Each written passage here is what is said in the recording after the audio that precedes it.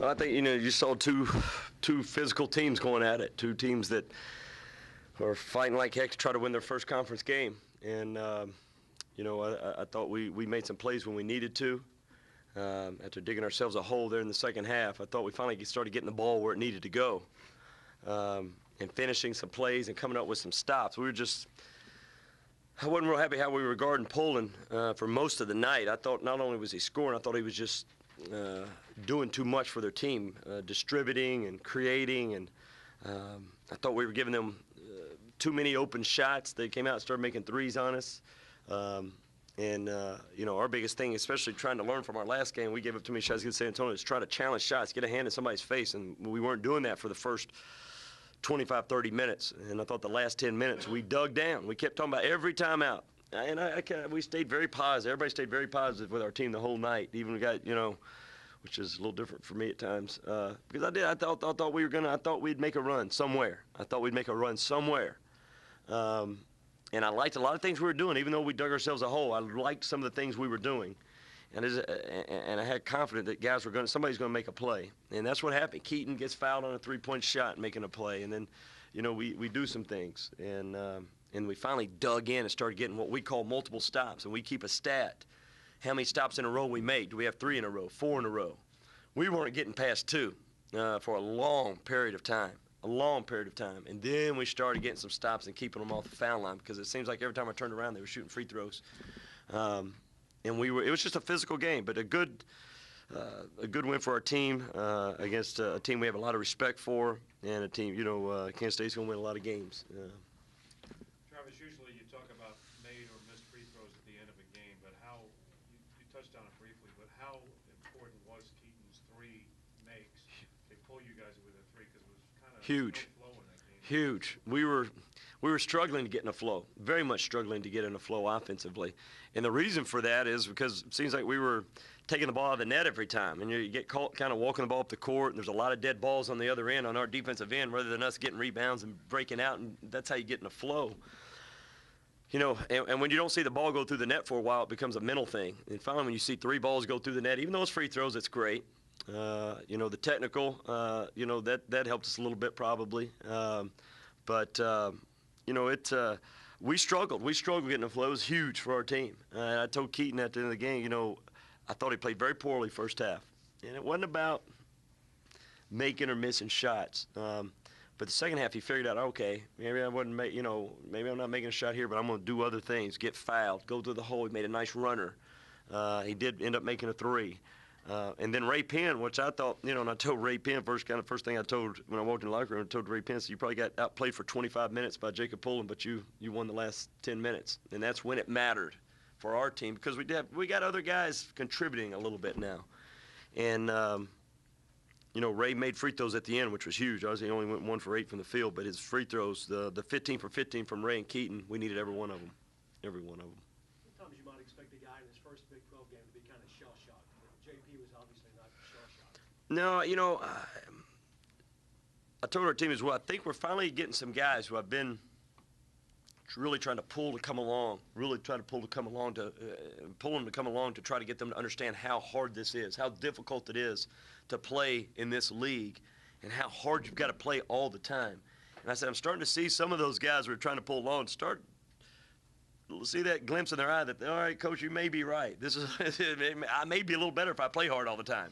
I may be a little better if I listen to the scouting report all the time. Hey, all right, I get it now. I'm getting a little bit. We still got a long way to go.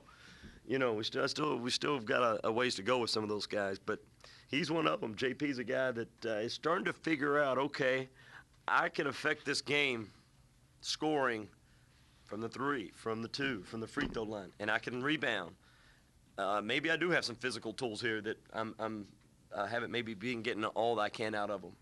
And now he's starting to slowly get there. Coach, did your strategy change once you found out that K-State's big men were starting to gain a few more fouls? Did you tell you guys to be a little more aggressive on the inside? Did you tell Marshall to say, hey, go to work, let's try to get to the line a lot more? Yeah, there was different strategies we used on different guys that were coming into games. If different guys came into the game, we wanted to do this, we wanted to do certain things. And, you know, I have a tremendous amount of respect for Jamar Samuels. I think he's a tough cover. He gave us problems in the tournament last year, major problems. I think he's just the X factor for their team. And when he got in early foul trouble, I was happy about that because he's just, I think, a matchup problem. But, you know, we knew their big guys were getting in foul trouble, but you know, we still wanted to, we don't get too caught up in trying to change what we want to do, other than we had a plan going into the game, some things we wanted to do with certain guys in the game. You had said the other day it would take your best game yet to win this one, and you had to find something you hadn't done yet. Did you find something you hadn't done yet? When our back was against the wall against a really good basketball team, you know, I think probably the best team we've played so far, we responded. I saw that. You know, there are still stretches in the game that we've got to play better. Stretches we've got to play better in order to get to where we want to be. But you know, our team, and I was just talking to John about this. Our team throughout these first 15 games, I guess it is, however many played. When our backs have been against the wall, whoever it's been against, whether it was against Houston Baptist and or Central Arkansas or DePaul or Kansas State, we've seemed to respond when things get tough. That's a dangerous way to live. We don't want to live that way. That's not what we needed. We can't turn it off and on, and we've seemed to be doing that, and that's not what we necessarily want. I'm glad we've done it, but we need to start being a little more consistent for a 40-minute effort. We've been having too many really positive 4 or 5 stretches and then really negative 4 or 5 stretches. We need to try to even it out and then play up, you know, and then, you know, rather than up and down. And I still thought we did a little bit of that tonight. Travis, you said John Paul's slowly getting there. Looks like he got there pretty quick for that 22 and 11. He's right in the middle of your big scoring spree. How important was it to have him play like that? It's very important. You know, we don't have that one guy. We don't have that one James Anderson who, you know, who can be, you know, take a shot anytime we want, get hot anytime, and you know, we've got different guys on our team that are going to have to step up. JP's one of the guys that can create a shot. He's a guy who can score some points for us when we need a basket. Him and even Markel. Markel can even do it, and he got some good, valuable minutes for us. I thought Markel Brown did a great job on Jacob Pullen when he guarded him. I signal he did a very good job. A freshman on the Player of the Year candidate, I thought did a good job. But JP, again, I tell him if he was sitting right here, I gotta be careful to praise JP. You know, he, you know, you got to put your thumb on JP. You got to push him, because I see so much potential into JP. It's so much. And I still see, even at 22 and 11 tonight and did terrific, but I still think he's got so much more that he can do. I really do. I'm very high on JP and have high expectations, kind of like I am on Keaton. You know, Keaton, I'm on top of Keaton all the time and pushing Keaton all the time. And just because I have high expectations and believe that there could be difference makers. And JP just has a tendency to relax at times. Stuff with Roger tonight. Talk about his stuff. And we got in foul trouble. Obviously, Darrell didn't give us anything. He got in early foul trouble. And then Matt gets 4 fouls. And, you know, Marshall's one. I put Jared Shaw in early, but with Marshall, and that didn't look good. Even though I got great confidence in Jared Shaw, just needed a 4-man out there with Marshall. And Rogers had his 2 best practices the last 2 days that he's had all year long. And he got out there, and the thing about Roger, he gives you steady minutes. He doesn't really hurt you. He's not going to do anything spectacular, but he's going to give you every single bit of positive energy he's got. He's got more positive energy every day, every game, just very and I know what I'm going to get from Roger. I know Roger's going to run the place right. Yeah, I don't know about some of these other guys. Sometimes they call play, you just don't know if you got to kind of hold your breath if they're going to run it or not. Some of the guys, if they remember it or whatever. You know Roger's going to do exactly what you tell him.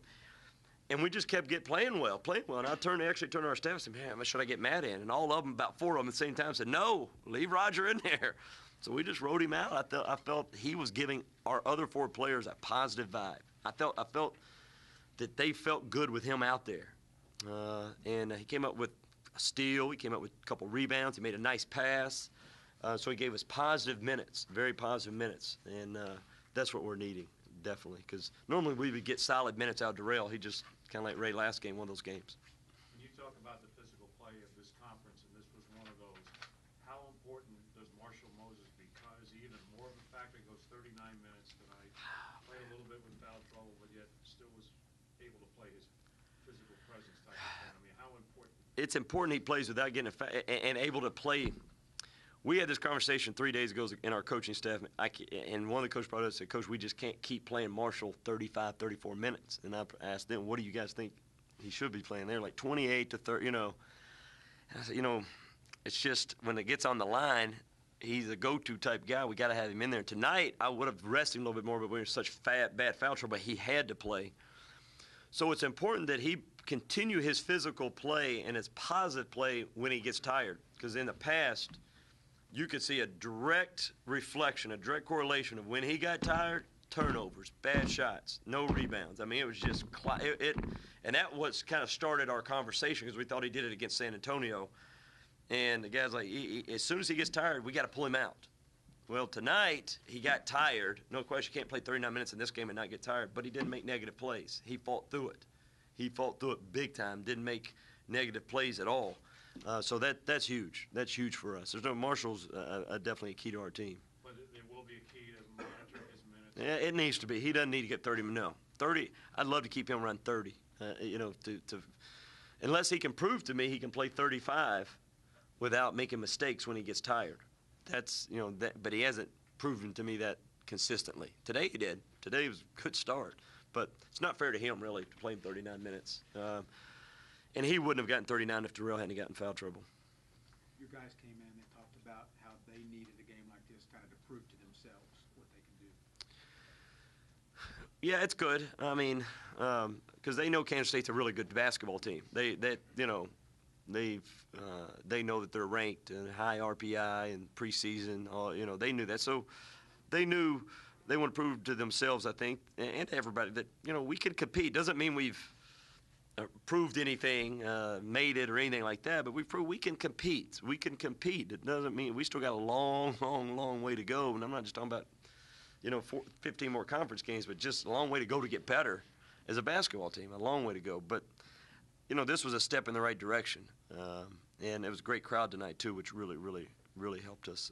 But yeah, I think they felt good about themselves after the game. I do in the locker room. I think they felt good. But on the other hand, as we told them, now you go on the road 2 games in a row, and this team, that's my biggest concern. Besides, there's enough to worry about with Texas A&M and Colorado. There's enough to worry about besides all the things they do. But playing on the road, this team, all these new guys who are going to have to understand how hard it is, and that's the biggest challenge we have in the next couple of days is to forget about this,